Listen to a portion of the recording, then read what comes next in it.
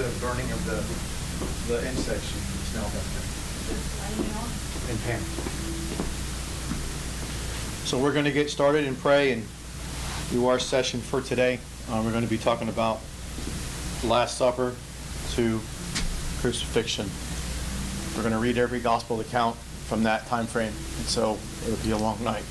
However long God gives to do that. So let's pray. And Father, thank you for this day. Thank you for this solemn opportunity that we have to reflect back, to think back, and just meditate again on this unbelievable act that you did many years ago. And it gave us the crux of everything that shows us your undying love and your degree of humility and servitude to the cost of what you wanted to, again, before time ordained.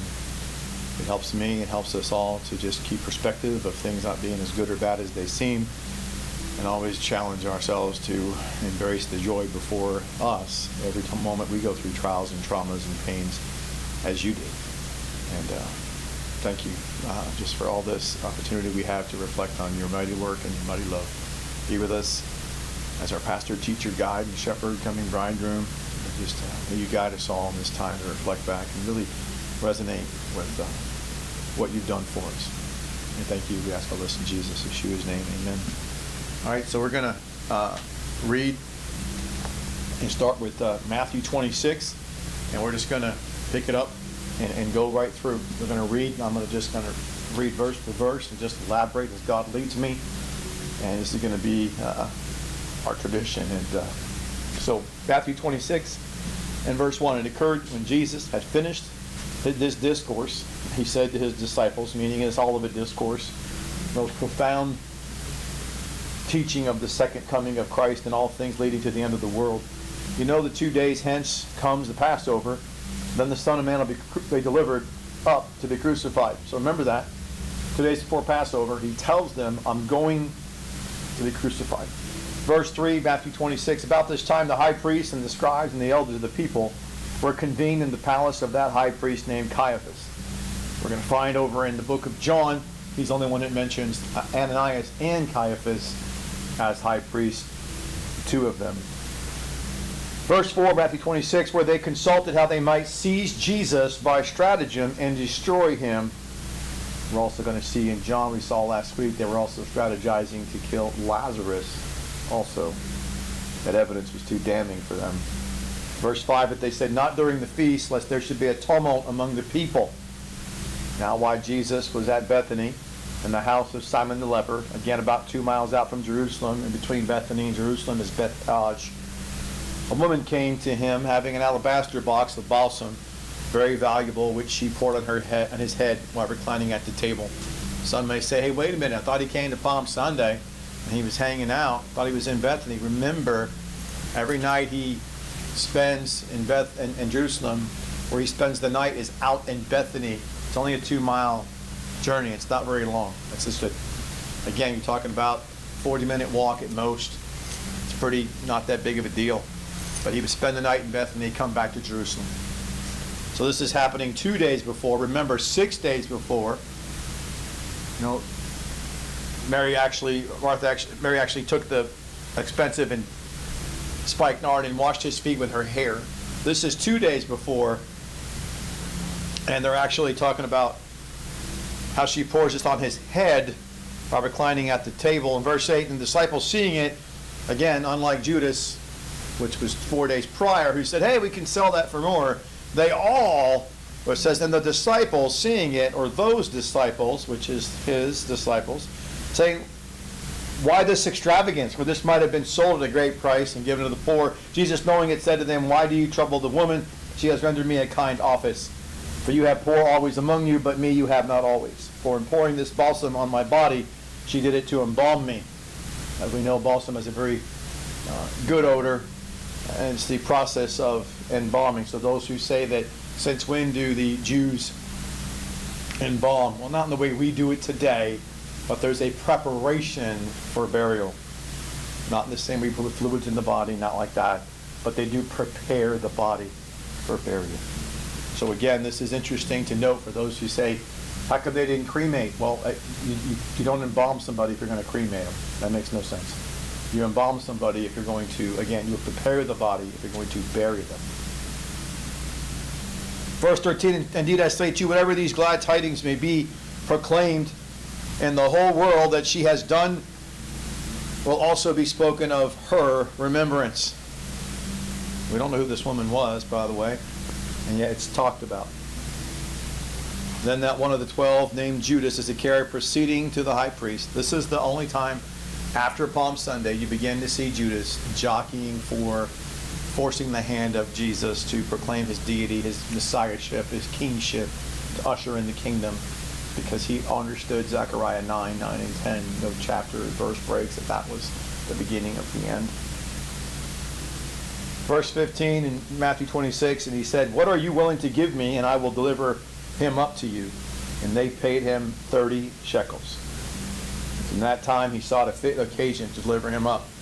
Now on the first day of unleavened bread, now remember, Paschal lamb, Passover's on the 14th in Nisan, unleavened bread on the 15th. So it's not the same day or later the same day. It's a different day altogether, which speaks to repentance follows salvation. It doesn't accompany it, doesn't precede it, it follows it. It's not hard to figure out. So in verse 17 it says, and came Jesus saying, they came to Jesus, disciples did, and said, where does thou wish to we prepare for you the Paschal supper? He answered, go in the city a certain person and say to him, the teacher says, my time is near, I will celebrate the Passover at the house with my disciples. Disciples did as Jesus had ordered them, and they prepared the Passover. Now evening being come, he reclined at the table with the 12. Now remember, Passover, it starts off with saying, why is this night like any other night? And they begin to talk about the Paschal lamb sacrifice back in Exodus chapter 12. They relive and account all the 10 plagues of Egypt, leading up to, of course, the Exodus under the blood of the lamb on their doors and lintels, when the Father did that, forming the Kai for life, and the angel of death passed over them. But you will not find Jesus doing any of that at this Passover accounting of any of the gospel writers, which made all the apostles know this is not a normal Passover. So that statement, Jews state to this day, why is this night like any other night, must have been really resonating with these 12 men, given the fact that this is insane. He's not doing any of the traditions that he already has previously done 3 times. This is the 4th Passover of Jesus. Did his first one and began his ministry. After the first year, the second year, the third one. This is his 4th one, the end of his 3 years. And other 3 times we know during his ministry he did it, not to mention as a youngin' with his parents, and in between, he's never once did anything different until now. Verse 21, it was evening, he came reclined at the table with the 12. Evening meaning, again, remember, 6 p.m. starts the new day. Leviticus 23 tells us that between the eves, celebrate Passover. So between 6 p.m. tonight, 6 p.m. Tuesday, and 6 p.m. tonight, you have to have done the Passover. 6 p.m. yesterday began Wednesday on a Jewish calendar, and 6 p.m. tonight, we're already on Thursday. So this many years ago, Jesus was already off the cross and in the tomb. We go back to, he says it's evening, and this reference is going back to what would be Tuesday night on our calendar, which would be the beginning of Wednesday on the Jewish calendar, which was yesterday for them. As they were eating, and he said, indeed I tell you that one of you will deliver me up. And being extremely sorrowful, they began each one to ask, Master, is it I? And he answering said, he who has been dipping his hand with mine in the dish, this one will deliver me up. The Son of Man indeed goes away to death, as it has been written concerning him, but alas for the man through whom that Son of Man is delivered up. Good were it be for that man, which is kalos, externally good, if he were not born. So people take this passage and say, well then how could Judas be saved? It's very simple. 2 Peter chapter 2, verses 20 to 22, you can read that differently. The worst place to be in this world is to know Jesus and disobey him. He's not talking about not being saved. It's about accountability. If you know Jesus and don't submit to his will and try to impose your own, that's the worst place you could be. So he says it's good for him not to have been born. Hi guys, married couple. He says, then that Judas who delivered him up inquired, Rabbi, is it I? He says to him, thou hast said. So Matthew 26, verse 26, he says, and as they were eating, Jesus, taking a loaf, giving praise, he broke and gave it to his disciples and said, take, eat, this is my body. Imagine Judas knowing he's going to betray him, and he said, is it I? Like, the kahunas on this guy to say that, knowing as if Jesus doesn't know. Verse 27, then taking a cup and giving thanks, he gave it to them, saying, drink all of you out of it. And this is my blood of the covenant, which again, a covenant with blood ratified makes it a testament. Matthew 26, verse 28, it says, that which is poured out for many for forgiveness of sins. They didn't say for the whole world now, did he? He said for many for the forgiveness of sins. I find that interesting. And by the way, this particular piece that he says here is, again, having the idea of he is forgiving us by, remember there's 3 stages to forgiveness. He's going to loose us from our consequence of how the sin has made us feel. He's going to send away how he feels about us because we who have caused that sin against him, and he's going to also extend a gracious hand, be willing to reconcile with us. That's pretty awesome of Jesus. While we're yet enemies, he loved us. Verse 29, but I tell you that I will not henceforth drink of this product of the vine till that day which I drink it new with you in my Father's kingdom. Now many would say here, well, what is that product? Is it wine? Is it grape juice? Well, I don't think it's wine because wine is fermented. I'm not saying wine is the devil. I'm not saying that. I'm saying that fermentation is a type of sin. And this particular feast of Passover is about having no fermentation, no leaven.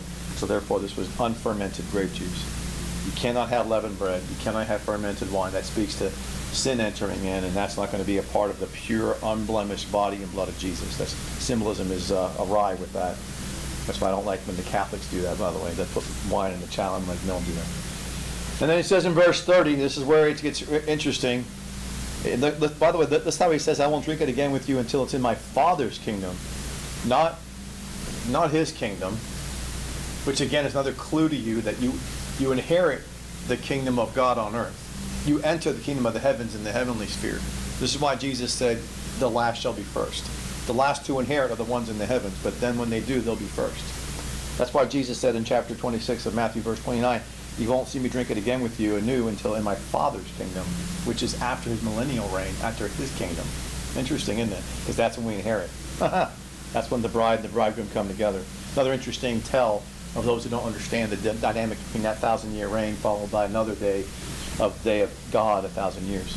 Then verse 30, typical Jesus fashion, does things that don't make any sense for humans, but he does things that are just profound to me. He's about to die, 6 hours left roughly to his life before he gets betrayed, and he sings songs in verse 30. Having sung, they departed to the Mount of Olives. Are you kidding me? He's just been betrayed. He's about to be betrayed, and all of a sudden he's about to again be at the garden, and it's just, and he does that. Verse 31. Then Jesus says to them, "You will all stumble on my account, all of you, this night. For it is written, I will smite the shepherd, and the sheep of the flock will be dispersed." Verse 32, Matthew 26. "But after I am raised, I will precede you to Galilee." So he told them at the beginning of this chapter, in verse 3, I'm going to be crucified 2 days before Passover. 2 days before it happened, he tells them, I'm going to be crucified. They forgot about that? And then he also says, I'm going to precede you to Galilee after I'm raised. Like, can you give me more clip notes to pass the test? And we still failed it. So for those who go, if I only knew, you did know, and they still failed. And these are the best of us, just so we're clear on this. Men and women alike, they both fell short. Men more so, sadly. Verse 33, and Peter answering said to them, if all should stumble with respect to you, I will never be made to stumble. Really, Peter? And this is in the ongoing tense. Ironically, he just did that very thing. He just didn't stumble once. He denied him 3 times, remember? And indeed, Jesus said to him, I say to you that this night before the cock crow, you'll thrice disown me. People think that's, again, a rooster crowing. You always see it in the movies that way. Not true. It's a ram's horn. It went real long. And then he would say, I don't know the man. Then it would happen again, and he would do it again, and that's really sad. So then Peter in verse 35 says to him, though doomed to die with you, I will not disown you. And all disciples said the same. You see, ignorance likes company, doesn't it? People always say something is because somebody's a boisterous or a statesman or the one you look up to because he says it. You just parrot them and think, well, they can't be wrong. You couldn't be more wrong. God bless Peter's heart. He meant well, but he's wrong. But it says all disciples said the same because of his example, his center of influence. This goes back to Galatians 2 when Paul, to his face, had a spitting match because he was influencing Barnabas, a good friend of his, and he was mad at Peter because not what he was doing, being a hypocrite, because of that, how it influenced Barnabas, who he trained up for 3 years. And he was being influenced by Peter, saying, dude, I know what I taught him. And if you're influencing him to think about something different than I taught him as the truth, that just shows you, not that you're a better teacher than me, that you have a huge influence on people. They look up to you. Come on, that's what this is, verse 35 is supposed to show you. People like fathers, adult men, grandfathers, people in authority positions have an influence, and that's why all disciples did the same thing, because he led the way. Bad leadership quality, but it's okay. He admitted his faults later. Jesus helped him out with that. Verse 36, then Jesus to them at the place called Gethsemane, which means olive press, and when you press olives, they turn dark red. Interesting enough, that's what Gethsemane means. Yet he sweat as clots of blood, which is dark red. What a coincidence. And said to the disciples, remain here while I go there and pray. It's the first time he says that. And taking with him Peter and the 2 sons of Zebedee, which is James and John, he began to be filled with sorrow and anguish, which is, sorrow is in the ongoing tense. That means he was continuously in a saddened state. So it's interestingly conflicting with Hebrews chapter 12, for the joy set before me endured the cross. So people who say, how can a woman be happy and yet be in pain giving labor? Only women who've done that can speak to that, can't you? You can be both. You can be in labor pains but yet be joyful that you're giving birth to a newborn baby boy or girl, right? Here's Jesus saying, I'm joyful for what I'm about to do. Doesn't mean what I'm doing is happy times. They both can be true. People act like, how can you be joyful in Jesus and have a sad moment or be depressed in your life? Look at Matthew 26, verse 30-37. You explain to me how Jesus was sorrowful and filled with anguish, but Hebrews 12, he has the joy set before me and endures the cross. You tell me about that. So I'm just telling you, I don't make this book up. I'm just reading what it's telling me. Verse 38, then he says to them, my soul is surrounded with a deadly anguish. Stay here and watch with me. He expounds on this anguish by saying it's extremely sorrowful. It's really gut-wrenching. He's telling them. You can't be more specific. It's like someone giving you someone's giving you a lifeline and saying, I really need someone to talk to. And you just turn a deaf ear to them. I don't know about you, I've been there. So for the second time, he says in verse 39, and going forward a little while he fell on his face, supplicating and saying, oh my Father, if it possible, let this cup be removed from me. Yet not as I will, but as you will. Now later on he's going to describe this in the book of Luke later on about this, the Thelo and Thelema will. Thelo was God's executive will outside of time. Jesus and God the Father are the only ones who have an executive will. And then he's saying in time, which is Thelema, ma is the suffix as a result of having time. In time he's going to subject that will to the will of the Father outside of time where they agreed upon this whole plan. Going back to Romans 8, no one's his counselor. They decided this. Philippians 2, he never considered anything else but to submit to this. So when he says, let this cup be removed from me, not as I will, but as I will, in verse 39, he's not referring to the fact that he's thinking about recanting his decision. He's referring to the fact that it's an emotional, physical, draining process to give yourself over to the sin debt of man. Not just the sin debt, all of our sin debt. That's a lot of sin, bro. That's a lot. Bro, it's just a lot of sin. Mine alone sucks, let alone all of ours compounded upon him. From people past to people present and future, it's crazy. In verse 40, and he turned to the disciples, and he returned to the disciples and finds them. Now, the disciples, who are they? Just 3 of them. Not all 11 of them. Remember, Judas is already gone. There's only 11. And of the 11, only 3 he brought to say, hey, remain here and pray, Peter, James, and John. So he refers to those guys he returns to in verse 40, and he finds them sleeping. And says, Peter, is it so that thou could not keep awake with me for a single hour? Which means Jesus was praying for an hour. Peter and the rest of them were drained. Now, again, we talked about this before, but they came in Palm Sunday on an emotional high. He went through all the discourse for Monday and Tuesday, and he has this Paschal Lamb dinner the night before, and now they're going into this the next, and this is that night they're going into this. they're emotionally on all kinds of roller coasters, right? And so they have little sleep. They go outside to Bethany to rest. They come back to Jerusalem. It's about a 40-minute walk maximum, back and forth. So they're not, you're not sleeping long nights when you're in the midst of Hosanna Palm Sunday and the most profound prophetic teaching ever known to mankind. You're kind of like eyes wide open. Yeah, you're like, this is go time. So they're all like wired, and I don't blame them, because now it's late at night, it's approaching midnight, and they're falling asleep. I don't know about you, but I've been up this morning since 4:30. So it's a long day. And in some ways, I don't like it to be straight from my flesh, but other ways, I like it spiritually, because it gives me a glimpse of appreciation what Jesus went through. It was a long, long day for him, and it started here. And the disciples are just human, and they couldn't stay awake for 1 hour. Verse 41, he says, watch and pray that you enter, it says, watch and pray, enter not into trial. Watch and pray. And the watching there is like, keep close, strict guard of yourself. They couldn't do it. And Jesus knew it. That's why he says in verse 41, the spirit indeed is willing, but the flesh is weak. Well, that's the trial. The trial is your spirit wants to do what you know you want to do, but your flesh won't let you. The flesh is too weak. It's too cumbersome. Too many shortcomings. In verse 42, a second time he says, he retires, supplicated, and oh my Father, if it cannot be that this be removed, if I must drink it, thy will be done. And that's where you see the word thelema, which aligns with Luke 22. We're going to get there. But it's on the left side of your margin. That will be done. There's the thelema word. There's the ma at the end of the suffix, showing the will in time, because ma is a suffix, means as a result of God's will in time. And returning, he finds them still sleeping. And it tells you in verse 43 what I'm saying. Their eyes overpowered them. They're just tired. You ever been there where you're trying to stay awake? You know, I don't know about you, but you get north of 50. People say, hey, what are you doing at New Year's Eve this year? And I said, we got 2 tickets to stay at home, baby. Because that's what we're going to be doing. We've been doing that for a while. Sometimes I don't even care to stay up to the thing. I don't care. I fall asleep and wake up and say, oh, it happened? Okay, that's good. so they're overpowered, their eyes. They're just tired. In verse 44, again leaving them, he went and prayed a third time, using again the same words. So remember, Jesus said, do not repeat yourself as the Pharisees do and do vain prayers, repetitious prayers.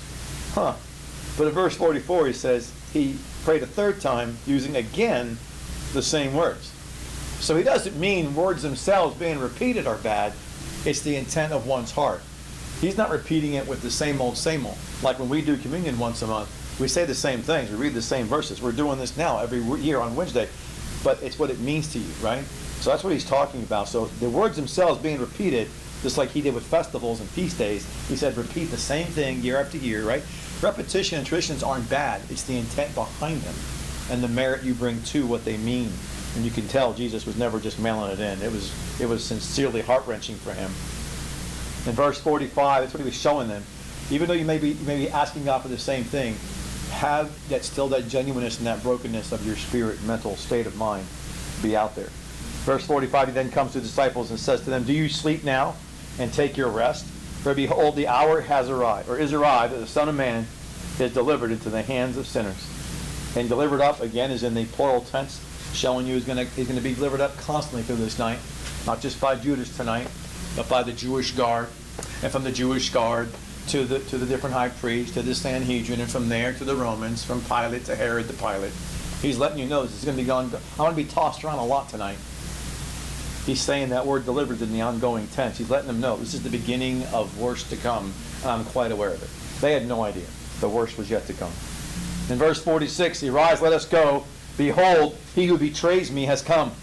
Now while Jesus was speaking, while Jesus was speaking, Judas, behold, one of the 12, accompanied with a great crowd, armed with swords and clubs, from the high priest and elders of the people. It wasn't the Roman guard, it was a Jewish guard. Armed with swords and clubs. Never once did Jesus walk around with a sword in his hand. I'm not saying he didn't bear arms, if you will. It wasn't about that. So why are you bringing swords and clubs? Are you serious? It's crazy. And then in verse 48, and he who delivered him up had given them a sign, saying, he it is whom I may kiss, hold him fast. Now, people say, why did he kiss him? Well, in Psalm 55, Ahithophel and David, the second self, he calls him, and he betrays him at midnight, and they were good friends. When he found out he hung himself, they're both from Kirioth. Interesting about him and Judas. And David said, if anybody else betrayed me, it'd be one thing, but it was my second self, is the phrasing in the Hebrew, meaning a real dear friend. That's the reason why this is fulfilling that typology of David's close friend to Ahithophel. Christ is the fulfillment of David. His close friend Judas is betraying him. That's why it cuts deep. He wasn't an enemy. He was a friend. He was a follower, believer. And by the way, extracurricular of church history says that James of Alphaeus, the less, had a semblance to Jesus. They say his face and his body build and his hair had sometimes from a distance or at night, it would be confusing to see who's who. So they would claim James of Alphaeus would walk around with his hair in his face. He didn't want to look up, and he had his hair kind of covering, kind of longer. He didn't want to ever be mistaken for Jesus. He didn't want that to happen like ever. So, interesting enough, there's two reasons why he would have kissed him. For the confusion of knowing who's James of Alphaeus versus who's Jesus, then also the fulfillment, more importantly, of Scripture itself, the symbolism of David and Ahithophel. So in verse 49, immediately approaching Jesus, he said, "Hail, Rabbi," and repeatedly kissed him. Not just once, but repeatedly.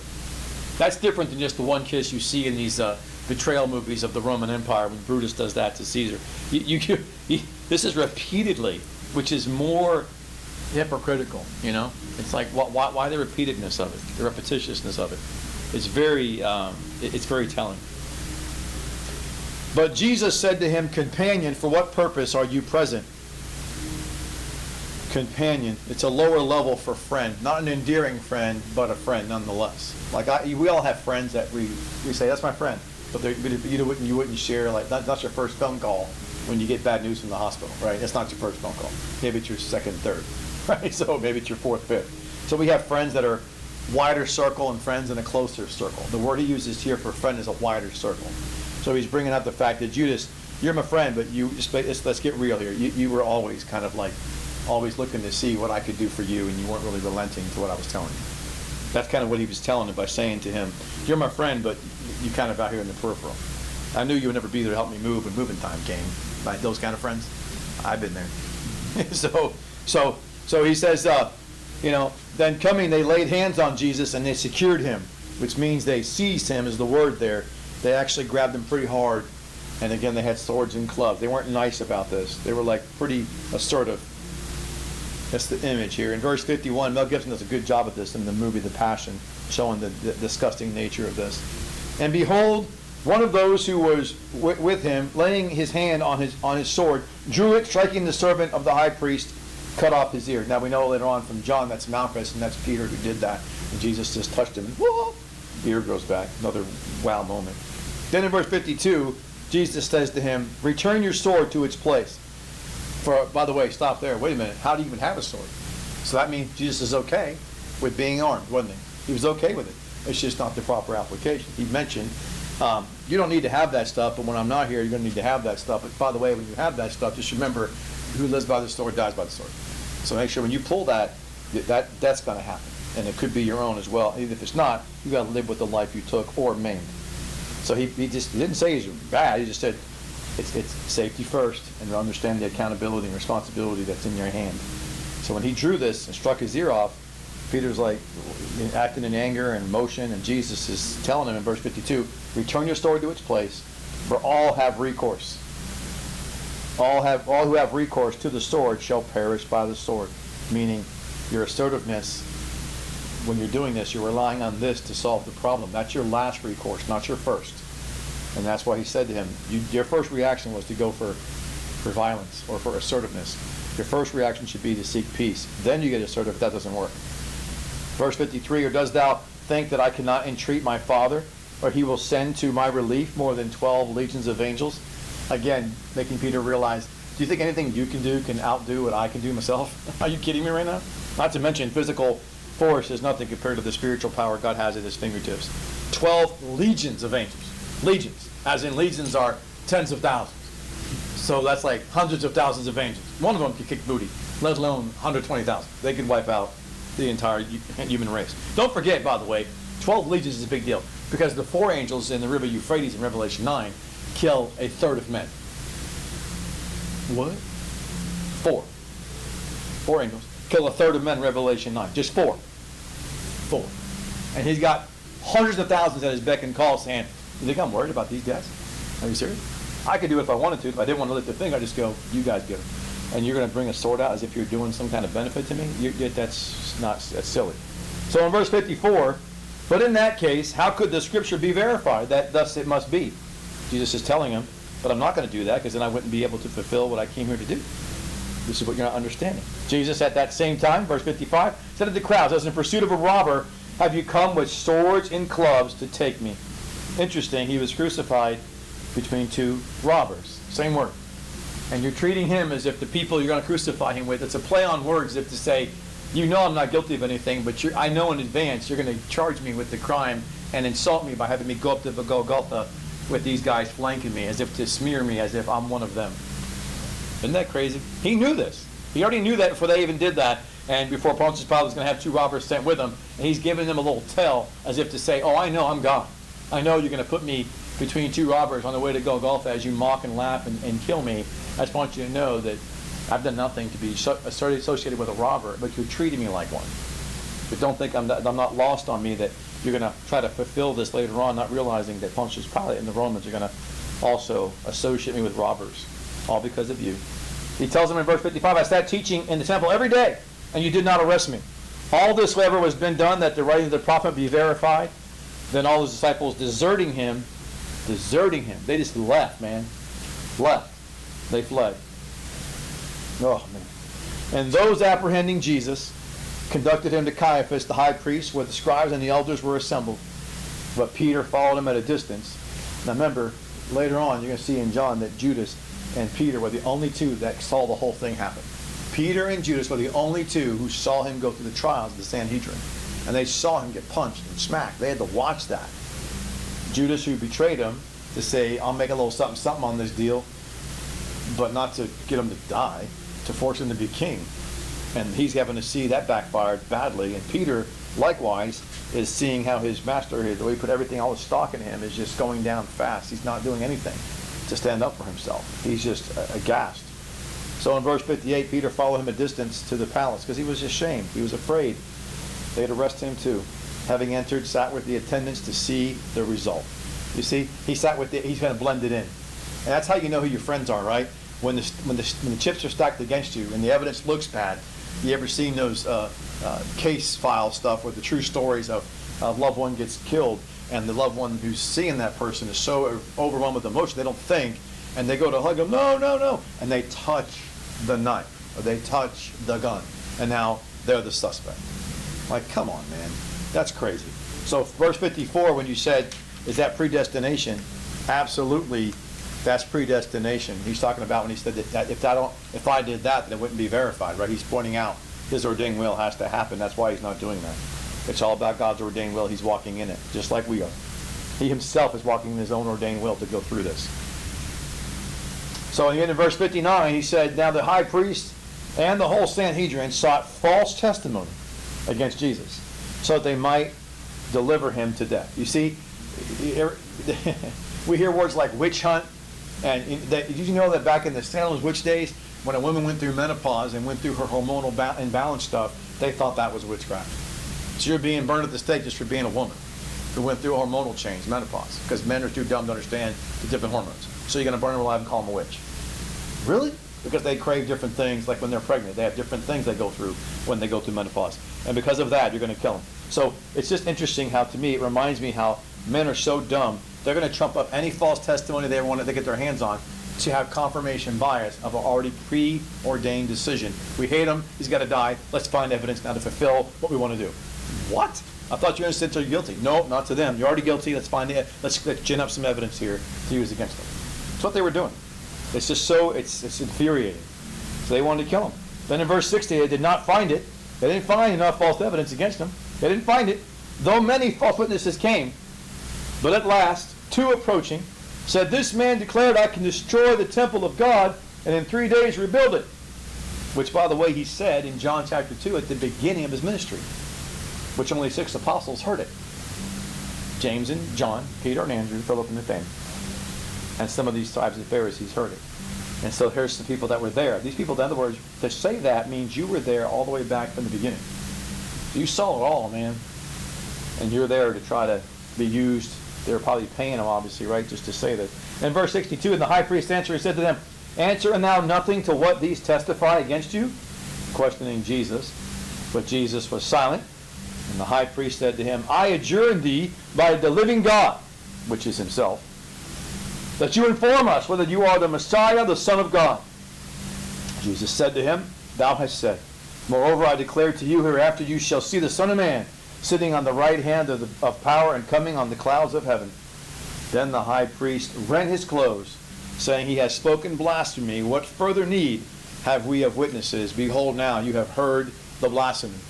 No, what you heard was a fulfillment, and you're not supposed to rip your robes no matter what happens, so you're the one committing blasphemy. You can't do that. That's not your robe to rip, first of all. What an arrogant, pious jerk. To rip his robe, you don't ever do that. There's no Old Testament passage that says, hey, if a guy comes to you and says he's God and he's not, you can rip your robe. It never says that. You deal with him in a certain way. But you don't rip the garment that God says is supposed to be sanctified and set apart. No, you do not do that. And so he was violating the law by charging, it's hypocrisy at its best. Let's gin up some crime against him to validate what we already want to do, kill him. Now let's charge him of breaking the law as we break the law to charge him with the fact that he's breaking the law. What? You're breaking the law while you're charging him with breaking the law. It's insane to me. And then Jesus in verse 64 tells them something that's very profound, because people think this is the second coming of Jesus. No, it's not. That's not what this is. This is the day of tribulation he's going to throw down on them. He said, you won't see me again. I declare to you hereafter you won't see me. You shall see the Son of Man, You'll see the Son of Man sitting on the right hand of power and coming on the clouds of heaven. Just like it said in the book of Acts. This same Jesus you see go will come again in like manner. And he went up in the clouds. He'll come back in the clouds. That's end tribulation. That's Armageddon. And you don't want to be in front of him because you die.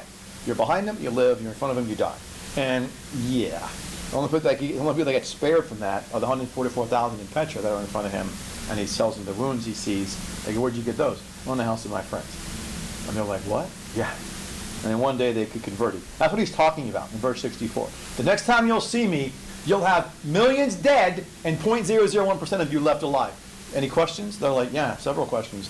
You mean all of us are going to be suffering the consequence of this sin today? That's correct. The masses of you will die. That's what he's basically telling. That is horrific.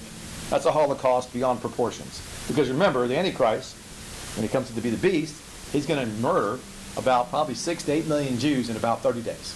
That dwarfs anything Hitler could ever accomplish in his lifetime. But that's nothing. So Hitler did 6 million and years. He's going to do more than that in less than a month, about a month. That is insane. A lot of body count. Jesus is mentioning that basically without saying it. That verse is pregnant in meaning in verse 64. About their consequence, about the future, and about his second coming. So in verse 66, Matthew 26, what is your opinion? And they answering said, he deserves to die. Then they spat in his face. And they beat him with their fist. And some struck him on the cheek with the open hand. And I don't know if you've ever been hit before. I've been hit by my dad a lot growing up. That hurts more than you think. People think a fist hurts more than an open hand. I don't know, man. They both really hurt, depending how strong you are and how big your darn hand is. And back then, they weren't girly men. They worked, labor.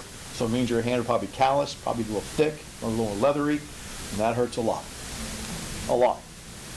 And they had an open hand. They punched him in the face, he spit, and they punched him, and they smacked him with an open hand on the face. And it says, and they struck him, which means really hard, on the face. And it's saying, divine to us, O Messiah, who is striking you? And this brings me back, this brings me back to memories when I was a kid in front of my mom. My dad would sit me in a chair, and my mom would accuse me of the things I never did, and she'd make up lies. And she would smirk and sneer, and you deserve to get hit. And I said, I didn't say that. And my dad would just go, BAM! Like that, real freaking hard. And I was like, I get mad, and I wanted to cry. Don't you cry! BAM! Stop it! And he said, don't you say that! BAM! And I just think about this. And I just was filled with rage. I wanted to kill them. I wanted to just die. And here's Jesus, just cool as a cucumber. It doesn't make sense. It doesn't makes sense. I've been through something like this when someone is subjecting you to unjust punishment, and it's not normal to remain calm. It is not normal.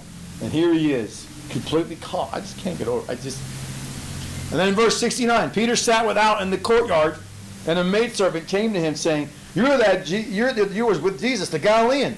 In verse 70, he denied it before them all, saying, I know not what you say. Then verse 71, and passing into the portico, another saw him and says to them, this person was also there with Jesus the Nazarite. So first he's a Galilean, then he's a Nazarite. They're describing Jesus. And Peter, listens to verse 72, and again he denies him, but with an oath this time. Like, I promise you, I don't know the man. I know not the man. So first he just says, I don't know him. Now he's saying, I promise you I don't know him. That's what it means with an oath. He's doubling down on the denial. Verse 73, after a while, those who stood by approaching said to Peter, certainly thou art one of them, for even the dialect makes thee known, meaning the way in which you talk. Like you're from Boston, the haba and the ka. You're with the guys from Boston, right? So it is verse 74 that he began to curse and to swear, I know not the man, and instantly it cock crew. Do you see how it got worse? I don't know him. Then he goes, I promise you I don't know him. Then he cusses and swears, I don't know him. Whoa, relax. He got worse and worse. So people don't realize it. They'll go, Peter just went, I don't know. I don't know. That's not how it went. He got worse with the denial. Worse. Just like all of us. When sin gets a hold of you, it doesn't let go. And things get worse. It gets its foothold in you. It gets its tentacles in you. And they got sharp tentacles. And they take you down hard. And you get worse and worse. And you just oh my gosh. It just spirals out of control for him. And instantly, he hears that horn go off, that shofar horn. And Peter recollected the declaration of Jesus that before the cock crows, you will thrice deny me. And going out, he wept bitterly, as in extremely hurtful to his heart, brokenhearted. Now at dawn, at the dawn of day, all the high priests and the elders of the people held a council against Jesus in order to deliver him to death. And then binding him, they led and delivered him up to Pilate, the governor. Then that Judas, who delivered him up, perceiving that he was condemned, repented. I tell this people all the time. You should survey people that know Jesus, by the way, and ask them, hey, you know Judas repented? They'll go, no, he didn't. You don't read Matthew 27? It says it right there. They know he did. That doesn't say that. Yeah, it does. It means he turned from his sin. He metamelamai. He turned from his sin. He didn't turn to God, metanoia, I'll give you that. He metamelamai, turned from his sin. What he didn't do is the second part, which is turn to God and trust him to forgive him of that sin. He turned from doing it and said, oh my gosh, I acknowledge that was wrong. I ain't doing that. I'm not going to try to fit God in my will. But he didn't turn to God to forgive him or restore him.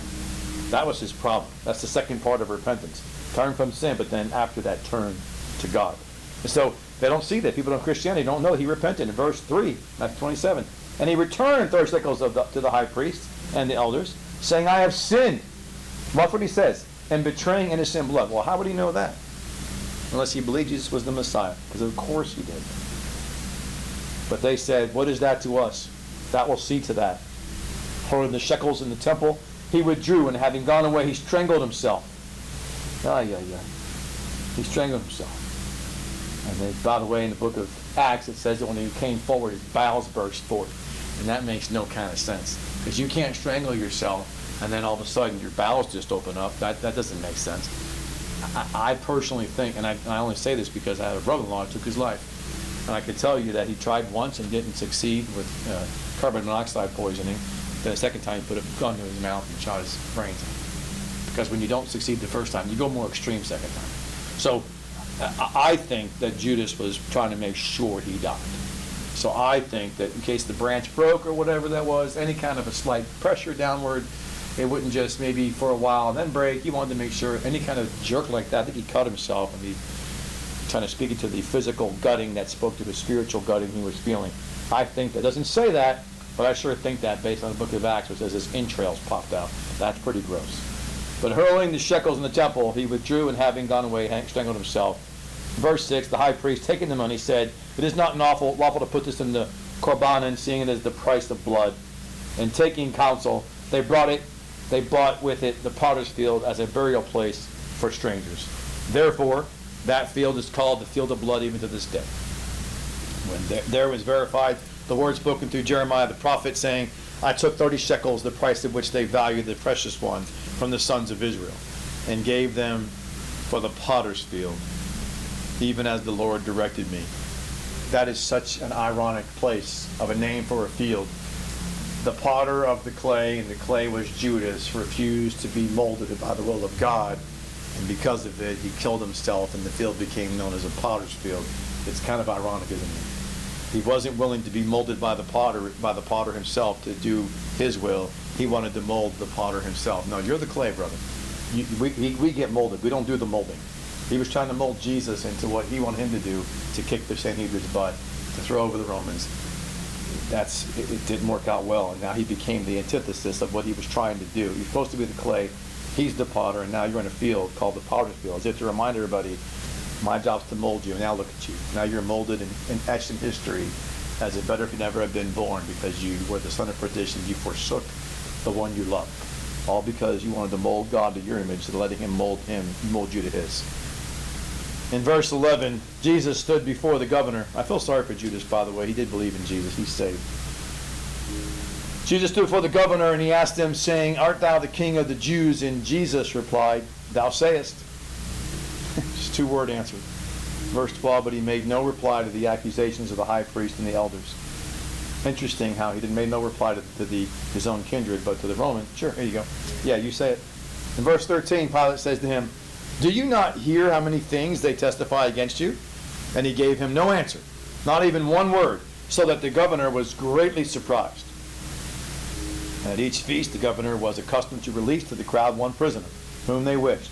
And then they had a well-known prisoner named Barabbas. Therefore, being assembled, Pilate said to them, "Which do you wish that I release to you, Barabbas, or that Jesus who is named Christ?" For he knew not that they had delivered him up through envy. See, it tells you right there. They were envious of him. Because when someone comes in and changes the bell curve in class, when you're getting 60s, and now the teacher said everybody's getting a 60, fine. Your 65 is now an A. Okay, Jesus comes in, he's getting hundreds. Well, the bell curve has changed. You don't like that. When you're the guys who are getting the A's at 65, now you're getting your D's. You are failing the class altogether. You don't like this smarty kid. So Jesus came in there and changed everything. The law of Moses, out the window. The whole Sanhedrin influence, out the window.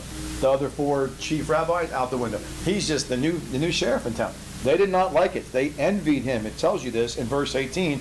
And even Pilate, one who's not engaged in religious activities, but engaged in overseeing the province, in verse 18, for he knew that they had delivered him up through envy. He knew it. And it was obvious to him.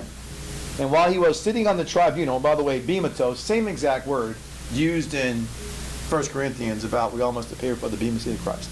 Same word. So for those who want to tell you, hey, it's a reward and ceremony of reviewing and ceremony, it's a joyous time. It's a joyous word. Does it look joyous to you at this point? Does it look like just in a joyous moment being reviewed and rewarded? No, don't lie to yourself. It's a judgment word. It means judgment, tribunal, bimatos. They're trying to twist it because they don't want to understand that we are accountable because Jesus loves us. Not less accountable, more accountable. His wife sent to him, Pilate's wife, saying, have nothing to do with that just person. For I have suffered much this day in a dream because of him.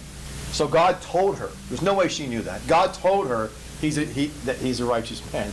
Don't. And she told Pilate, you want to get out of it.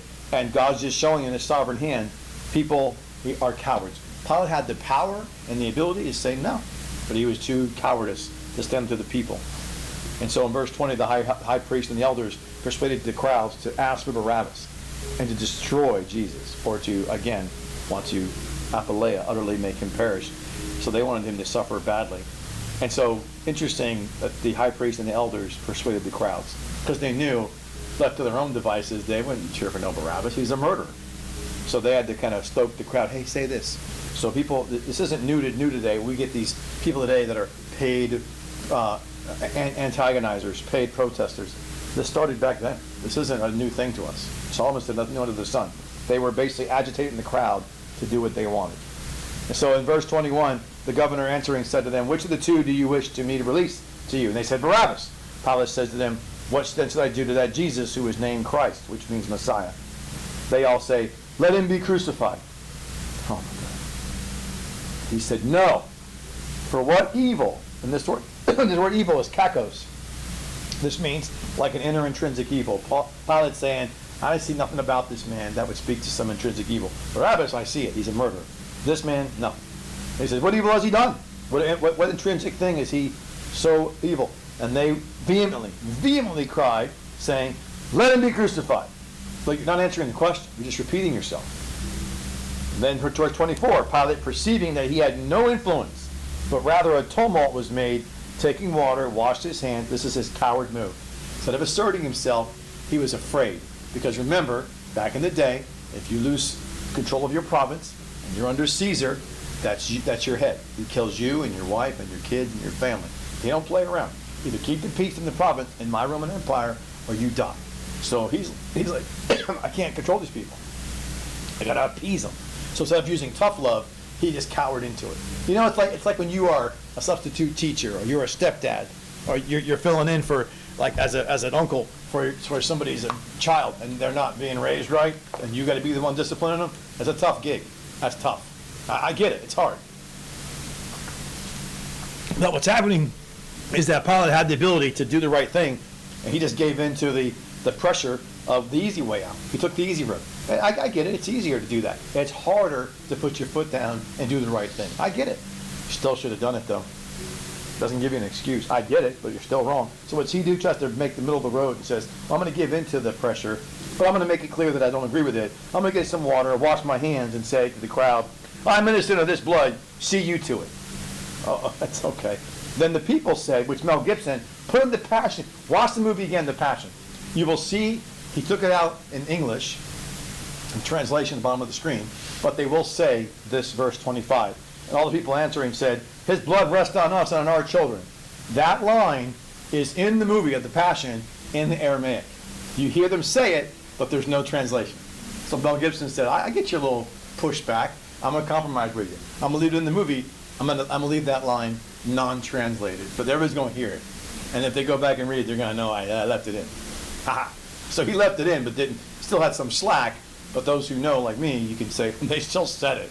He had it in the actual filming of The Passion to show that this is part of what they said. That's how hatred they had this much hatred for Jesus. They were willing to let his blood rest on us and on our children. I remember talking to a Jewish friend of mine once, and no offense, but I told him about that. He got lividly mad, angry so much, ripped his shirt, punched the door, was vehemently, visibly angry. Did not want to hear about this verse. I go, I'm just telling you that the Jews back in the day said, let his blood be on us. They were saying, like, bring on the guilt and the consequence, and on our children. That's damning, man. So, and he said, they did not. I go, that's what they said. So, and he goes, are you saying that's why we've been having this struggles our whole life? Through the scattering and through the Holocaust? You read Deuteronomy 28. Go back and read Deuteronomy 28. Read it again and watch how God says to you, you don't obey me, I'm going to break it off in your hind parts. I'm going to scatter you. I'm going to make you slaves to people. I'm going to make them exploit you. Read it. Don't believe me. Read Deuteronomy 28. Read it sometime. Read it. It's not funny. It's very severe. And here they are doing the very thing they know not to do. God has trained them through the law of Moses. If you obey me, you get blessed. You disobey me, you get consequences. And here they're saying, bring them on. Bring on the consequences, what they're saying. Not only on us, but on our kids. That's really brash. Very brazen. Verse 26, he then released to them Barabbas, but he had scourged Jesus. Scourged, as in he whipped him and delivered him up to be crucified. Then the soldiers of the governor, having led Jesus into the praetorium, gathered together against him the whole company. And by the way, there's a couple coats involved here. There's a red coat and a white coat and a purple coat. So Pilate actually scourges him, and then it's never enough. And then they go back, and we're going to get to that in other gospel accounts. But in verse 28, on clothing him, they put on him a soldier's scarlet cloak, and a wreathing crown of acanthus. They placed it on his head, put a reed in his right hand, and kneeling before him, they mocked him, saying, Hail, King of the Jews. So this is the first time the Romans brought him pain. The Jews spit on him, punched him, and smacked him, right, in the face, and then mocked him with, who hit you? And then here, the Romans, they're no different. They're same evil. They don't care if you're a Jew or a Gentile. The Jews aren't exempt. Gentiles just as evil. They go here, put a crown of thorn on his head, mock him with the scarlet robe of a soldier, and they put a reed in his hand, which is like a little, flexible thing. And then go, hey, here's your little sceptered king. Hail. They're mocking him and putting a crown of thorns into his head, which hurts. And they, verse 30, spit on him took the reed and struck him in the head. That reminds me when I was in high school. Soaking wet, 105, 135, in that range. People would say, well, hit yourself, well, hit yourself. That's what they're doing. They are taking the reed, he's already spent, and they're just hitting him in the head. Just making fun, just piling on, bullying him, basically. Verse 31, and when they had insulted him, they divested him of the soldier's cloak, and cloaked him with his own raiment, and led him away to be crucified. Now, if you know anything about the fact that he was scourged, and there's sores, there's blood, you can't put a garment on, which then sticks to you and adheres to you, and then rip it off and not re-aggravate those wounds. It hurts. That's what they just did. You don't catch that when you read, no. They put the coat, they already scourged him, put a coat on him, which means it sucked into the blood, right, onto the coat. Then it sat there for a little while as they mocked him and spit on him with the reed in his head. Then they ripped the coat off of him. Again, that hurts. They're evil, man. Verse 32, and going out they met a Syrian, which is in the Horn of Africa, which means a black man, named Simon, having compelled to carry his cross. I love how back in the day, black people and women were discarded, the two people that Jesus highlights in his crucifixion message. I think it's pretty. In Luke he says, pray, don't weep for me, weep for the women. And then here he talks about Simon the Cyrene. Why of all the people, why not choose a Roman? Why not choose a Jew? But he chose a black guy from Africa. Are you serious right now? It's just amazing to me how Jesus uses what we in society then and now kind of look down on. He championed on this most important moment of his life. It's just amazing to me. 6 women there at the cross. First one's there at the grave. Men scattered like a bunch of chickens. Only John was there with him as an apostle. But 6 women were there faithfully. And here you have Simon the Cyrene. Not a Jew, not a Roman, just some guy from Africa, the Horns, where he's from. And he's up carrying his cross. Verse 33, having arrived at the place called Golgotha, which is called the place of the skull, they gave him wine to drink mixed with gall, which having tasted, he would not drink. And after nailing him to the cross, they distributed his garments by lot, because they're disgusting people. And sitting down, they watched him there. And over his head they placed the accusation in writing, "This is Jesus, the King of the Jews."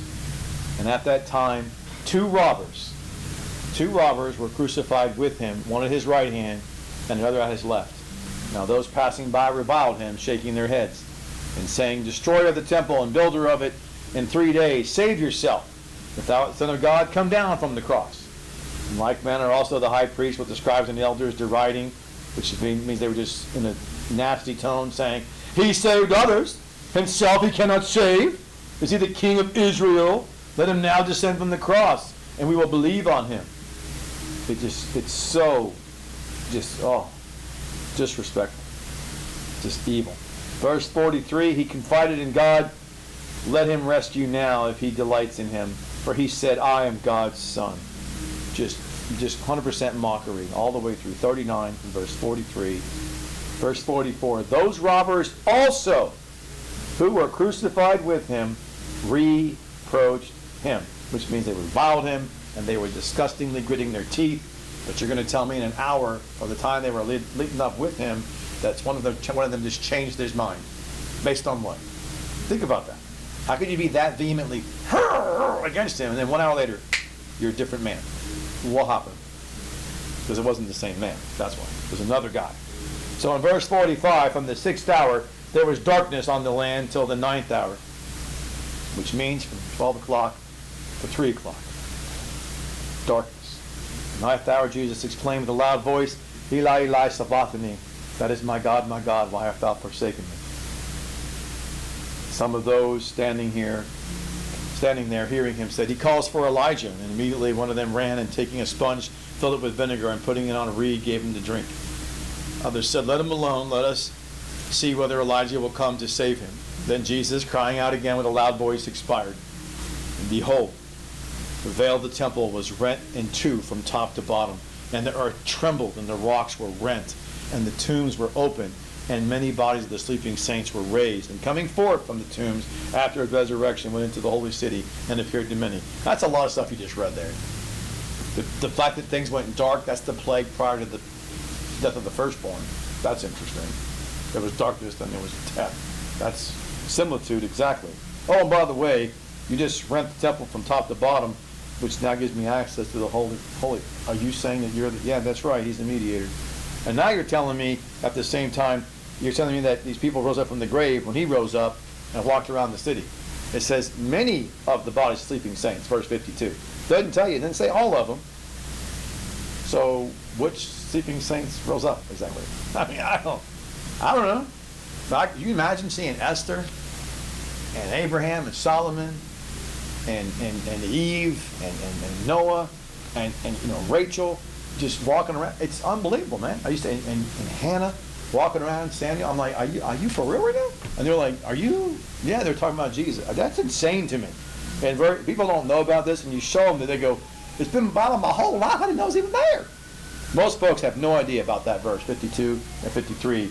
They have no idea that after his resurrection, many folks went to the holy city and testified of him. That's pretty awesome. Because all you get from atheist people or the prognosticator people say, well, then if he rose from the dead, God make a bigger deal of it. Well, raising others from the dead to testify about you, kind of a big deal. You might have missed that part. And people do miss it. They miss the part where Paul says in 1 Corinthians 15, he appeared to 500 people. 500. Who's that? I don't know who that is, by the way, if you're wondering. If you're wondering, ask me. No, I don't know. I know one thing. The 70 are the people from Luke 10, 70 disciples. There's the 12, 11 plus Paul, that's 82. Then there's 6 women at the cross, that's 88. And there's Joseph, Arimathea, and Nicodemus, that's 90. That's all I got. I got 90 that I know for sure were there at the upper room. But where's the other 30 come from, the upper room, let alone 500? Dude, that's a lot of people that he appeared to. And people say, he didn't make a big deal of it. That's kind of a big deal. They think it's just 12 apostles. Most folks you talk to have no idea he appeared to more than the 12 apostles. And they have no idea that after he rose from the dead, many other people went from the dead also around the city testifying of him. Both of those two things elude them. They go, 500? Yes! 1 Corinthians 15 says so. And by the way, here it says, other folks rose from the dead as well. What? Yes. They go, well, that's kind of a big deal. Yeah, it wasn't some secret resurrection. It was a big deal. In verse 54, now the centurion and those with him watching Jesus, seeing the earthquake and the events occurring, were greatly afraid, saying this was certainly the Son of God.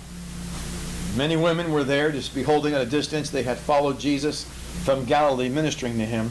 Among them were Mary of Magdala, Mary the mother of James and Joseph, and the mother of the sons of Zebedee. There's 3 of the women. They're going to do 3 more in the book of John. And you're going to see Joanna as well, Joanna and Salome. And evening came a rich man from Arimathea named Joseph, who was himself discipled to Jesus. You see, he was a believer. He was a student of Jesus. He just was a closet one. He wasn't really open about it because they would, again, put him out of the synagogue. We saw that before, and they don't like that. He going to Pilate, requested the body of Jesus. Then Pilate ordered it to be given. And Joseph, taking his body, wrapped it in pure fine linen, and laid it in his own new tomb, which he had excavated in the rock. Having rolled a great stone to the door of the tomb, he departed. Now I have a question for you. If the Jewish idiom was to always cremate somebody, why would Jesus say, hey, don't worry about what she's using on 2 days before the Passover. She's embalming me, preparing me to be buried. Interesting. And now, Joseph of Arimathea, a wealthy man, which means he has all means, whatever he wants to do, he just gives up his tomb. So why does he have a tomb? To be buried. If it was custom to be cremated, why are you buying a tomb, bro? It makes no sense. And then if that's just to put your ashes, then why are you taking Jesus' body and wrapping it up? That's your first action. And you can see the custom of the Jew is to bodily bury people. People can see this, right? So, and you see this in verse 60, and laid it in his own new tomb, which he had excavated out of the rock, right? And he having rolled a great stone to the door of the tomb, he departed. That's a key verse there, by the way. He did what now? He put him in a new tomb, which had been excavated in the rock, and having rolled a great stone to the door of the tomb, he departed. By himself. He rolled a big old stone. That's a no. Okay, we just came back from Gatlinburg, and Ryan and I had a hard time lifting up a 350-pound part of a cement bench. That's nowhere near a big old stone. Okay, there's 2 stones of the tomb. Remember, there's an inner stone and an outer stone.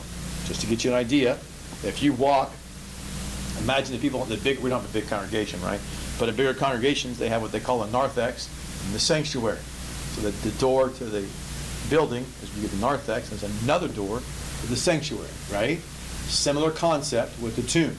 There's a big hole on the outside, and you would walk in, there's a place to sit down where you would pray, cry, reminisce, all that stuff. And then as you walk into the other doorway, that's where they lay the dead body. And he put a stone there. Okay? So there was an entrance. You could still sit down where that was sealed and pray and think about Jesus. And what Pilate and the Jewish people said was, I don't want them getting in there. I want to close the outer entrance. So, and to prove that, you're going to tell me that Joseph by himself moved a big rock, which took centurions to do together. Right. No. No, this was not a big stone. This was the inner stone. Okay? Verse 61 of Matthew 26. And Mary Magdalene was there, and the other Mary sitting opposite the tomb.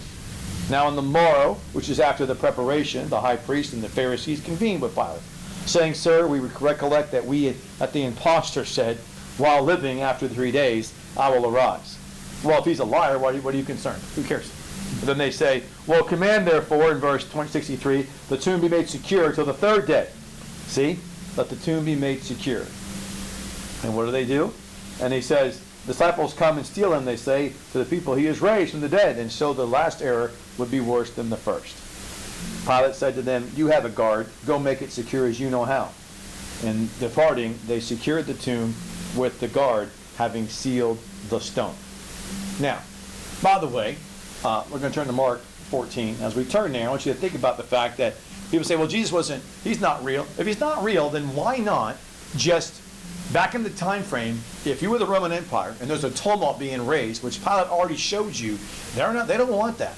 If he's in power and control and he kowtowed to the crowd, that shows you that they want peace no matter what. Okay, so that's a clear indicator, and the Jewish people clearly don't like Jesus at all. So if there's a whole uprising of people saying, he's alive! He rose up again from the dead. If it's all a lie, then go to the tomb and get your body. That's all you got to do, bro. If you're that close to the situation, well, and then by the way, you go on, well, they didn't do bones back then. They wrapped the body. That's the point. Get the cloth, get something with rigor mortis. Show me something. He's still dead, bro. That's all you got to do. And the uprising is squashed. Why didn't you do that? And they go, well, no, we don't know how they buried him back then. They didn't record it back then. That's not the point. If you were in power, which they were, Roman Empire, and the Jews were in control of the religious community, and they were, together they could easily both have the same interest in mind. They want peace in the city. And this uprising of being risen from the dead is causing a lot of stir. And they could have easily squashed it by saying, bring forth the rigor mortis. Bring forth the thumb or the finger or something. Nothing! So I find it disingenuous to sit here and tell me, oh, they hid his body. Yeah, right. You don't know how they buried back then. Because you can't bury a body that's no longer in the dead. He was buried for 3 days, and now his body's gone. So in Mark 14, verse 1, we're going to read again each account and fresh and new pick it up. Now Mark's talking about, again, from the Passover all the way through. Now after 2 days, verse 1 of chapter 14, there's Passover and the Feast of Unleavened Bread. Again, Passover 14th from the sun, leavened bread the 15th from the sun. High priest and the scribes saw how they might take him by deception and kill him. Why is it important to know about the 14th, 15th? Don't forget that the first day of Passover, the Mia day before that, they would actually prepare their lamb for sacrifice. They would actually present their lamb. That's the Mia day of Passover. Then the Protos day of Passover, which is the second day after that day. So the Mia day of Passover, present your lamb to be inspected. Then the actual Protos day, the first day of Passover, when Scripture says it that way, then that's also the Mia day of unleavened bread, because they were preparing for that being the next day, and the Protos day, so they overlap. So when you see Mia day of this, or Protos day of that in the Greek, well, it doesn't make any sense, because you don't understand. There's a day of preparation for each of them. So, come on, man.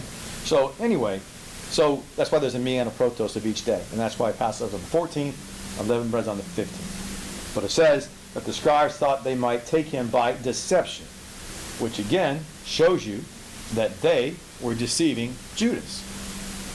By deception. Who did they deceive? Judas.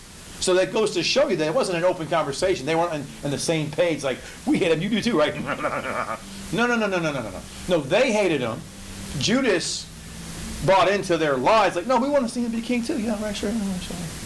Just like, remember Herod said, oh, where's the king? Let me know where he's at. I could also pay homage. Yeah, right, sure. Yeah, right. You want to kill him, jerk.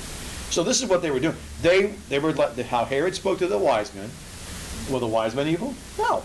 It's how the Sanhedrin spoke to Judas. They were deceiving him, that like, no, we're not going to kill him. We don't hate him. Okay.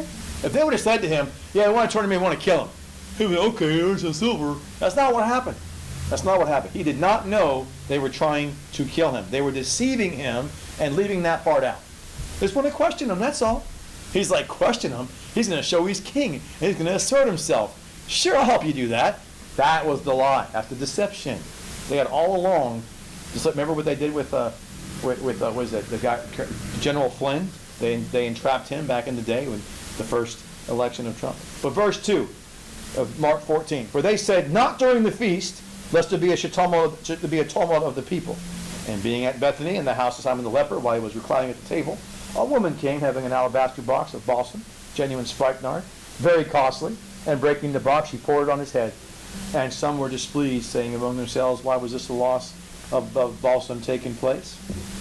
For this balsam could have been sold for more than 300 denarii and given to the poor, and they censured her.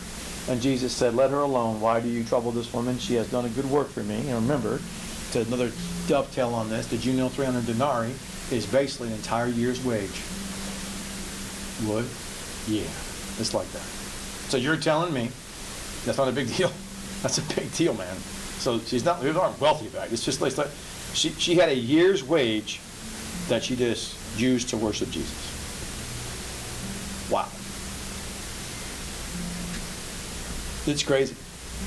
And why did Matthew slip into that verse 52, 53? I think Matthew did that about those who rose up after Jesus died because he's the one to present Jesus as a king. And so as 1 Corinthians says, the resurrection starts with him as the first fruit. And so Matthew wants to make sure we all know he was the first fruit, and then others were raised after him. He's always about emphasizing Jesus as the king. So I think that may be the reason why he's doing that. And plus he presents him as king of the Jews, and therefore he wanted to represent the other Old Testament saints being raised. That's probably why he did that. I don't know that. That's my guess. So going back to Mark 14 and verse 8, possessing this balsam, she has done it to anoint my body beforehand for the burial. So again, 2 days before Passover, he tells them she's doing this for his burial. I mean, pay attention, man. This isn't but 2 days before. And indeed, I say to you, whoever these glad tidings may be proclaimed in the whole world, this also which she has done shall be spoken of her, in memory of her. So 2 days before Passover. Passover was today. It'd be 6 p.m. yesterday till today. So 2 days before would have been, oh, that's Sunday night. As in Palm Sunday night. That's when this happened. Holy moly, dude. That's when this happened. It's crazy to me. So then you have, remember, before Palm Sunday, Mary anointed his feet, washed with her hair, but this is his head. This is different. So then you have in verse 10 of Mark 14, verse 10, and Judas Iscariot was one of the 12, went to the high priest to deliver him up. Hearing it, they rejoiced and promised to give him money. Give him money. So he wants to give over to them, and he wants to give them. They want to give him money. He sought how he might conveniently deliver him up. Now on the feast, on the first day of unleavened bread, okay, when the Paschal lambs were sacrificed, and the disciples say to him, where shall we go to prepare that might eat the Passover? He sends 2 of his disciples and says to them, go into the city, and a man carrying a pitcher of water will meet you and follow him. That's crazy. Jesus, similar to the colt with Palm Sunday, he just tells them what to do and they'll be fine.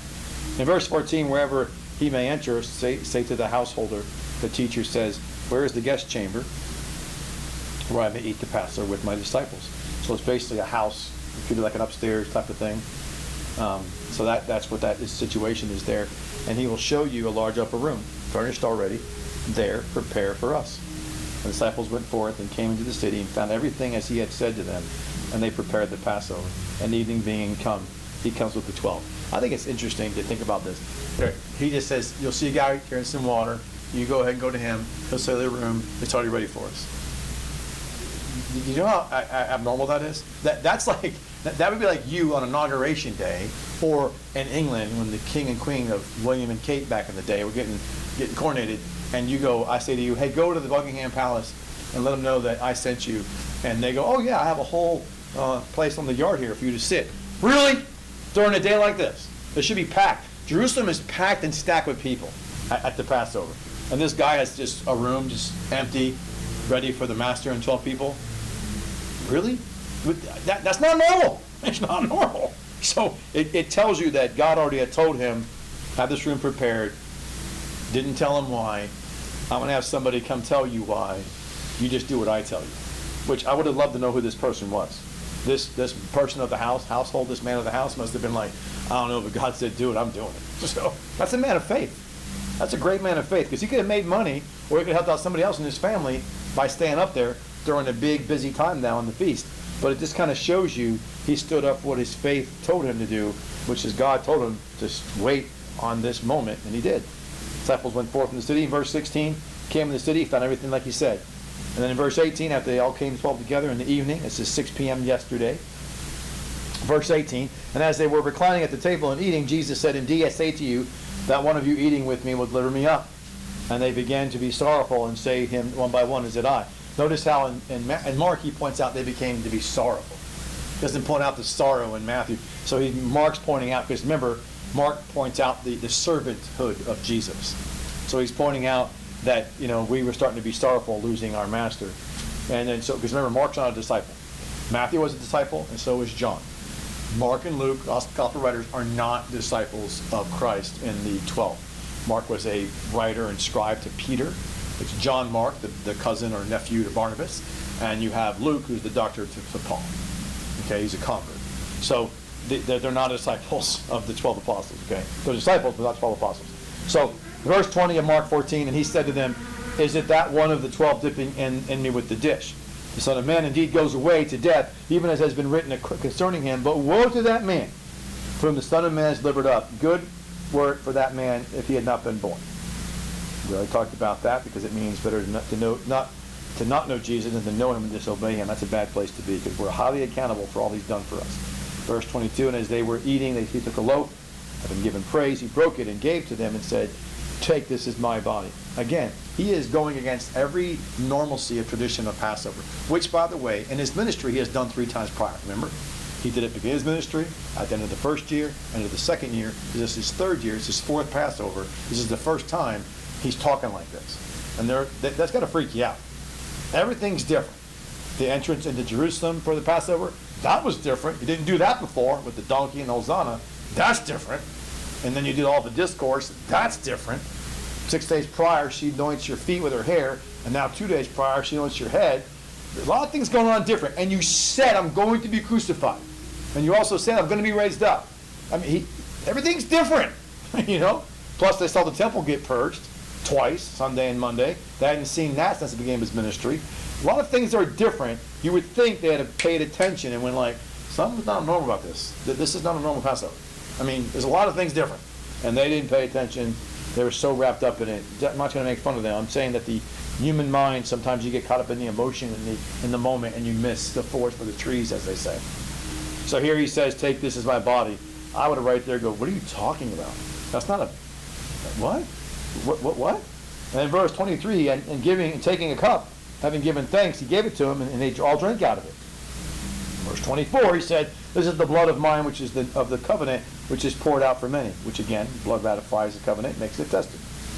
By the way, lawyers get the idea, your last will and testament. They call it that because when your blood is shed, you die, and now your will becomes a testament that you cannot change. That's where lawyers got it from. This is why it's called the Old and New Testament. Ratified by the blood of Jesus, you can't change it. That's all legal people get this stuff from this. So in verse 25, indeed I say to you that I will drink of the product of the vine no more till the day when I drink it anew in the kingdom of God. See, before he said my Father's kingdom in Matthew, remember? Now he says the kingdom and the kingdom of God. And it's actually an interesting phrasing. It's the kingdom of the God, speaking of on earth. Right? So it almost speaks to like the end of that millennial reign potentially, to align it with the Matthew passage. That's the timeline here. So he's telling you at the beginning of day 8, but it happens here as well as up in there. It's both, right? So in verse 26, that's what Luke 13 talked about earlier, remember when he said he rises up from his throne. In verse 26, having sung, they went out to the Mount of Olives. Remember? That's what Matthew mentioned as well. And Jesus says to them, you will all stumble. You will all be stumbled, because it is written, I will smite the shepherd, and the sheep will be dispersed. But after I am raised, I'll proceed to Galilee. See, there he goes. I'll be raised. Told him again. Verse 29, Peter said to him, even if we stumble, yet I will not. If I'll stumble, I will not. Jesus said to him, indeed, I say to you that this day and this night, before the cock crows twice, thou wilt disown me thrice. But he spoke with more vehemence, which means Peter was doing this at the actual time of this midnight hour. He was in the midst of the 3 times they blow the ram's horn. After the second time, before the third time, that's when he is betraying him. That's what Jesus is talking about. He's pinpointing the actual moment. This happened very quickly. He says twice for the third time. He's pointing out the time frame was quick.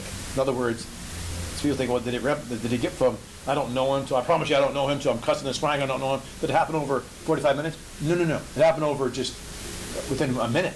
He went that quickly, that deeply different. And that's crazy. It shows you how, again, I don't know about you, but I can get angry quickly. You can go from calmness to angry. You ever drive on the highway in America? You can go from calm to angry in no time at all. It just takes the right Yahoo to cut you off, or to clip you, or flick you off for no reason. You're like, what is that about? And all of a sudden, you're having a relaxed, calm day. And I was like, what are you doing? Where did that come from? That's what's happening to Peter. He went from, I won't deny you, to I don't know him. I promise you I don't know him. No, dude, relax. From less than a minute or two, he went from chill to amped up to freaking vile within about 1 or 2 minutes. That's what Jesus is talking about in verse 30. The timeline was quick of this ramped up sinfulness. It's so crazy. So then he goes, and I can't see your question, unfortunately, because there's a window up on the screen. You got to type something else that would have come up. Sorry, I can't see it. So, and he says, but he spoke with more vehemence, and if I must die with you, I will by no means disown you. And they all said the same. Again, we saw that in Matthew. They followed suit. And they came to the place called Gethsemane, and he says to his disciples, sit here while I go away and pray. Zechariah 13:7 is the answer. Okay, there you go. Zechariah 13:7. Oh, the answer to the verse about striking the shepherd and the sheep will scatter. Thank you. Sorry about that, Todd. Thank you. And then he says, in verse 33, he takes with him Peter and James and John, and began to be greatly amazed and full of anguish. Same thing Matthew was talking about. He was, again, sorrowful, and he was extremely sorrowful, really just encumbered by it. And that's what Mark's pointing out. They both recognize this. Verse 34, and he says to them, my soul is encompassed with a deadly anguish. Stay here and watch. So how would Mark know this since he wasn't there? Because Peter was the scribe of Mark, which means Mark's telling the story on behalf of Peter. The interesting part is Luke. How would Luke know it? Because he's the doctor for Paul. Paul was in here. That's interesting. He writes about the whole life of Jesus, including the death and resurrection. So you're like, that's interesting. Mark I could see, because Peter told the whole thing. What that tells you about Luke is, by the way, don't forget, Paul's the one who God gave to write 1 Corinthians 11 about communion. So Paul knows a lot more than you think, that he wasn't even a part of. Jesus still had 3 years to teach him. He told him everything. That's a lot. So therefore, that's why Paul was able to tell Luke, which means Paul was given a down low on all the things Jesus did when he was here with the 12 before he became one of them, which is pretty awesome. Anyway, I digress. Go back to Mark 14, verse 34. And he says to them, my soul is encompassed with a deadly anguish. Stay here and watch. Same thing as we see. There's this anguish in verse 33, then it's a deadly anguish in verse 34. He's compounding it just like Matthew did. They're both concurring the same emotional, mental, physical rot of spiritual weight on Jesus. It's visible, it's palatable. In verse 35, going forward a little while, he fell on the ground. He prayed that if it possible, the hour might pass from him. And he said, Abba, Father. Interesting. He didn't say Abba over in Matthew. Here he's pointing out that Jesus said, Abba, Father, all things are possible with you. Abba, why is that important? It's an endearing sense. It's like he's crying out with an endearment to his tone. Not in helplessness, in endearment. All things are possible with you. Remove this cup from me, yet not what I will, but what thou wilt. He's pointing out, yes, all things are possible, but we have agreed upon this. And he's just showing you that he too, as in a man's frail state, is letting you know Living in the ordained will of God he did unto himself is not easy when you're going through the actual pain.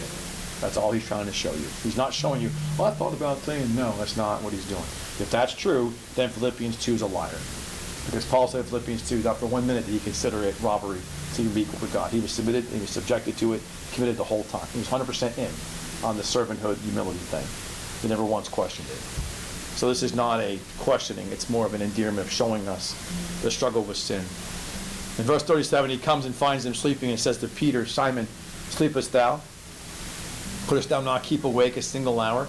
Now that's interesting, because his name was Simon Bar-Jonah, and Jesus called him Peter. His whole ministry he called him Peter. When he called him Simon, Peter, he said to Peter, Simon. When you say that, it's kind of like your mom when calls you by your full name.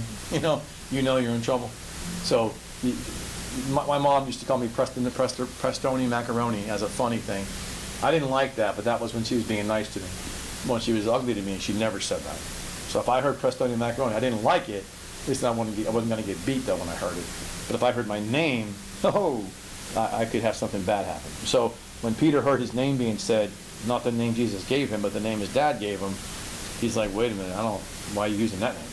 That's kind of a check, It's kind of like, hey, I want you to check your spirit here. Could you not, again, keep awake a single hour? Watch and pray that you enter not into trial. The spirit indeed is willing, but the flesh is weak. Notice how Peter's the one who led with, I won't deny you, and they all said, yes, we won't. But then when he takes Peter, James, and John to go and pray, Jesus again singles out Peter and says, why didn't you stay awake for 1 hour? Like as if to say, you're in charge of James and John. You should have led by example. It's harsh. It's harsh. They all fell asleep, but he charges Peter directly. He doesn't say that to Peter, James, and John, just to Peter he says that. And he says, watch and pray, enter not into trial, verse 38, the spirit indeed is willing, but the flesh is weak. And going again, he prayed, speaking the same words, and again he came and found them sleeping, and their eyes were overpowered, and they knew not what to answer him. And he comes the third time and says to them, do you sleep now, and take your rest? It is enough, the hour is come. Behold, the Son of Man is delivered up into the hands of sinners. Arise, let us go. Behold, he who delivers me up is come. And immediately while he was yet speaking, comes Judas, being one of the 12, and with him a crowd, armed with swords and clubs, and the high priest, and the scribes, and the elders. And the betrayer had given them a signal, saying, he it is whom I may kiss, seize him, and lead him away safely. You see, Judas had no idea they had plans to kill him. He was ignorant to it. He was oblivious to it. He thought if they tried to do it, it wouldn't matter. He's going to be king, and he's going to kick their butt. He did not know this whole suffering servant part, and didn't know the nefarious. He was naive to it. Verse 45, and coming and immediately approaching him, he says, Rabbi, and repeatedly kissed him. Then they laid hands on him and seized him again, forcefully with violence, not nicety. And one of those standing by drew a sword and struck the servant of the high priest, cut off his ear tip. Jesus answering said to them, as is a pursuit of a robber, have you come with swords and clubs to take me? Just like Matthew said. I was with you every day in the temple teaching you, and you did not arrest me, but the scriptures must be verified. And leaving him, they all fled. Meaning the apostles. As soon as times got tough, they all left. Like I've mentioned before. You know who your friends are when the chips are down. The police show up, all of a sudden, they're out, right? I need you to be we had a person, I'm not going to mention it, we had a person in the family that did a character witness to speak well of them because they did something wrong. They did something wrong. Not justifiable, it was wrong. But we knew that circumstances being what they were, if all things were normal, he wouldn't have done that. Still wrong, so I wanted to rewrote character letters for him. But one person in the family and his wife said, no, there's a reason they arrested him. That's not the point, man. He had his worst. You want to kick him when he's down? Goodness gracious. That's what's happening here. Are you there for somebody when they need you, when everything looks stacked against them?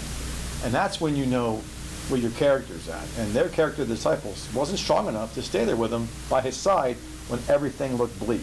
They were like, I'm going to cut bait and leave. This doesn't look good. So they just left him. Left him.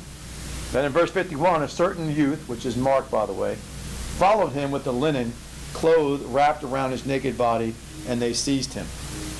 But leaving the linen cloth, he fled naked, meaning just that underwear piece. He wasn't like buck naked. He was talking about there was an overcoat and that over tunic that was gone. All he had left was just like little, underwear piece. He just took off. He's like, he was scared. He was scared. I mean, I'd be scared too. If I saw this disciples leave, and now I see him coming by my door, I don't want to hang around. You grab a hold of me, I'm out. So I get it. I don't blame John Mark. But this is the same John Mark that in the book of Acts, Paul got mad with because he cut bait and left when Paul started being aggressive and like a bull in a china shop. So John Mark has already been through trauma, and this is his history of first encountering Jesus. He saw all disciples forsake him, then they grabbed him, then he left, and then later on, he's already like been trying. He has some PTSD, you know. He's not good with this. Any woman or man who's been through trauma, a man in wartime, a woman through some whatever stuff, it's not easy to get past that stuff. My sister would say, when my dad raises her voice, before he died, raises his voice, she would just still cringe. I'm like, are you serious? She was, yeah, I still think about him hitting me. I'm like, he's an old man now. But she just has that reaction. So I get it. That there's certain traumatic things. When dogs hear fireworks, they're like, it's my Vietnam, man. You know, because dogs don't like fireworks, right? So you got to remember, this is John Mark. He went through a traumatic experience first seeing Jesus. What do you expect him to do 10 years later when he sees the Apostle Paul go off in this bull china shop in between there, knowing he was a murderer for 2 years? Kind of would freak you out. I'm just saying, I get John Mark's reaction. So I'm not blaming him, but I get his, I'm not justifying him either. I just get his humanness, right? So back in Mark 14:53, they conducted Jesus to the high priest, and the high priest and the elders and the scribes came together to him. And Peter followed him at a distance, even into the palace of the high priest, and sat in the company with the attendants, warming himself before the fire.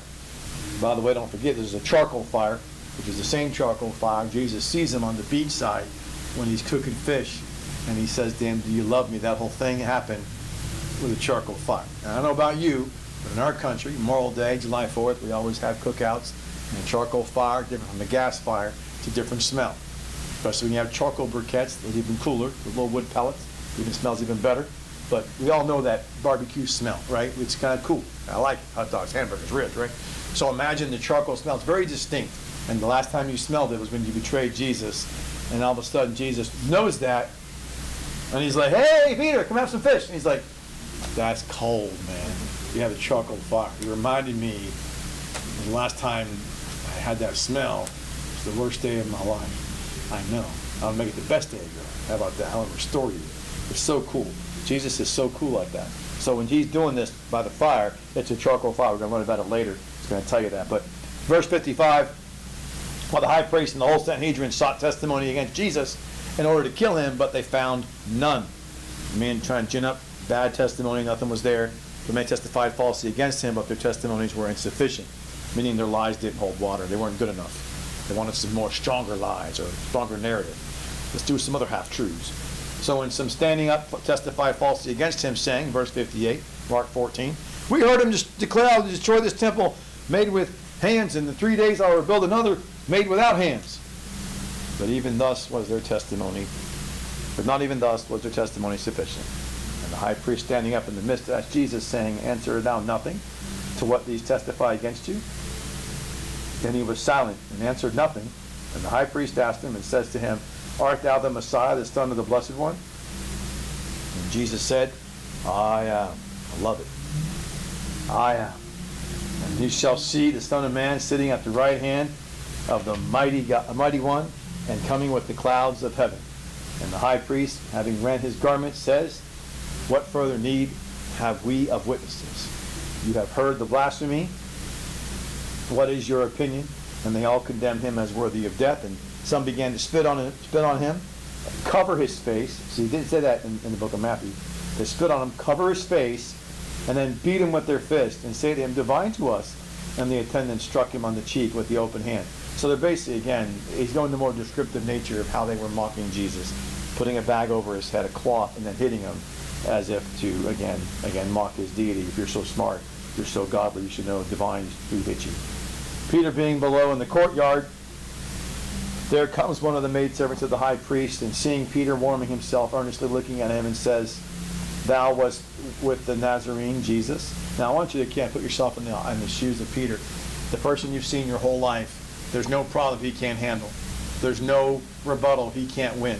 There's no debate. He's been like the Charlie Kirk on steroids for these people. They've come in with everything they want to out of their wood case. You know, Law of Moses, they want to trick him up with that. He's like, gotcha, ace that. They accused him of doing things wrong. Book of John's good about this. He just constantly shows how ignorant they are, how they're lying, hypocrisy, they have no debates, they can't win the fight. When there's a miracle to be done, he does the miracle. They go, you can't forgive sins. He goes, oh, that's too hard for you? Just watch this. Take up your mat and walk. And they knew the dude was lame from birth. He's like, whoa. And they're like, how do you do? Dude just making me mad. Whatever they would want to do to trip him up, he'd up this ante. He always would trump them all the time. So whatever they did, he just outdid them. Whatever the argument was, he just would show them something else. And always. So Peter's seen him every single time. Never lose an argument. Never lose the grasp of the situation. Always be in control. Never lose control. Always own it. Demons kowtowed to him. I mean, goodness gracious. And spiritual and physical, nothing could touch this man. He was the Messiah. And now he just witnessed him being beat and punched and spat on and made fun of, and he did nothing and said nothing. So that's demoralizing if you're Peter. What is going on? I've never seen this before. Why is this happening? So you could, now sure, Jesus told him 2 days ago, I'm going to be crucified when I rise up from the dead. Yeah, that's easy to remember that. But in the moment of this, I can see how in the throes of this particular heightened emotion moment, you can forget that. I'm just trying to defend Peter a little bit, especially he doesn't have a living Holy Spirit in him. He's still a dead spiritual man. And so he doesn't understand. So in verse 68, he said he denied, when they said, you know him, Jesus of Nazareth, he denies, I neither know nor understand what you are saying. See, notice how in Matthew he just said, I don't know him, and then that Galilean, then he said, I promise you I don't know the Nazarene, and then he got mad and cussed and swore. Here, Mark is telling you that he starts off by saying, I don't know or understand what you're saying. What are you talking about? Like trying to act dumb. You know what she's saying, bro. That you hang out with him, okay? That's not, he's one of your boys. You know, you're one of his guys. You're one of his boys. He said, no, I'm not. I don't know. And he went out. And the maidservant, seeing him, said to those standing by, this is one of them. And he denied it again. And after a little, those standing by said again to Peter, certainly you are one of them, for you are also a Galilean. Then he began to curse and swear, I know not this man of whom you speak. Gosh, it's the more you read it, the more it's gut-wrenching to think what we're all capable of doing. And immediately, for a second time, the cock crew. Peter recollected the word which Jesus spoke to him. For a cock crows twice, thou wilt disown me thrice. And reflecting on it, he wept. I can tell you what I can tell you about this, and I'm not going to make fun of Peter. And I've been through a situation in my past over 30 years ago. There was a time in retail, long and short, they were doing a big crackdown on some theft. And so they were announcing to us, hey, we're going to do audits, we're going to do this and that, we're going to find the evil actors and the bad doers and all this stuff. And I'm like, I didn't do anything wrong, so I'm cool, I don't care. But there was a rule that says you can never jump on a register and ring out your own family. Well, we were busy one day, and I rung out my own brother on the register because we were busy. It's not a regular practice. I just jumped on and did it. Shouldn't have done it technically, but I was trying to get through the line. I was not just for him, I was doing it for everybody. I just go to this line, started with him, and everybody else kept on there and da-da-da. So nothing hidden, it was open, cameras everywhere. So they see me and go, hey, why'd you do that? And I go, because as you can see, there's the line, I just, whatever. And they go, you can't run after brother. I know, but technically, I wasn't just doing it with him, I was doing the whole line, releasing the whole. And they go, yeah, but still wrong. And I go, okay, fine. That was local people. Then the regional people called me on the phone and said, do you know, and name my brother's name and his wife's name. Said, do you know these people? And I said, no. Said his full name. Blank Belair and his wife, Blank Belair. And I said, no, I do not know them. Because I was scared that he was going to fire me and trump up some charges against me because of what I had heard. Sounds familiar. Peter's thinking they're going to come get me. He's dealing with way more pressure than I was. And if I cracked under man's pressure, this is the pressure against God himself. I can only imagine the stress Peter was under. So I'm not going to make fun of him. I've been there. And I'm telling you, it's not as easy as you think to stand up when the pressure's on. So I don't make fun of him at all. And then, by the way, within like the same minute, I go, why did I say that? So stupid. I hung up the phone, called him right back. Hey man, I know why I said that was stupid. That was stupid, that was dumb. That's my brother. That's his wife, my sister-in-law. He goes, nope, too late. You already lied. And I go, yeah, technically yes, but within the same minute, I called you right back. I don't know. It was stupid, man. I was just afraid you're trying to trump charges against me. I'm so paranoid. You're trying to always do something bad against me all the time. He goes, nope, too late. You're already a liar. I'm like, whatever. And that was the end of, that's what I ended up. I see, they tried to put pressure on me to quit, so I did. That's how that career ended in retail. and one of the things long ago. So anyway, there's that to remind me of what Peter went through. I'm thinking, I went through it from a human pressure standpoint and cracked. He's under a lot more spiritual pressure and cracked, so I'm very lenient to him because I am no different, and I get it. I see him in heaven, he's going to go, make fun of me, look at you, bro. No, I got it, I saw it, I got it. So Mark 15, verse 1, immediately in the morning, the high priest and the elders and the scribes, even the whole Sanhedrin, held a council. Having bound Jesus, they delivered him up to Pilate. And Pilate asked him, Art thou king of the Jews? And he answering said to them, Thou sayest. And the high priest accused him of many things. And Pilate asked him again, saying, Answer thou nothing? See how many things thou accuse thee of? But Jesus answered no more, so that Pilate was astonished. Now at each feast he used to release to them one prisoner, whoever they asked. And there was he who was named Barabbas, having been in prison with the insurgents, who had committed murder in the insurrection. And the crowd going up began to demand that what he was accustomed to grant them. But Pilate answering them, saying, Do you wish me to release to you the king of the Jews? For he knew that they had delivered him up from envy. See, Matthew and Mark both record they knew it was envy from Pilate knowing this. But the high priest stirred up the crowd. They should rather release Barabbas to them. And Pilate answering again, said to them, What then shall I do to him, called king of the Jews? And they again cried out, Crucify him! And Pilate said to them, For what? He has done evil? But they vehemently cried out again, Crucify him! Then Pilate, being willing to gratify the crowd, see, he just wanted to placate the crowd, released Barabbas to them, having scourged Jesus, delivered him up to be crucified. And the soldiers led him away and into the court where the praetorium, and they called together the whole company. And they arrayed him in a purple garment, because what's happening is Matthew and Mark are telling you both different timelines of the judgments of Pilate. Pilate scourged Jesus once, then realized he said he was from Galilee. I'm going to send him over to Herod. And then Herod said, oh, ha, ha. And he puts on a white robe, sends him back, and then Pilate does it again for a second time, and then the purple robe goes on.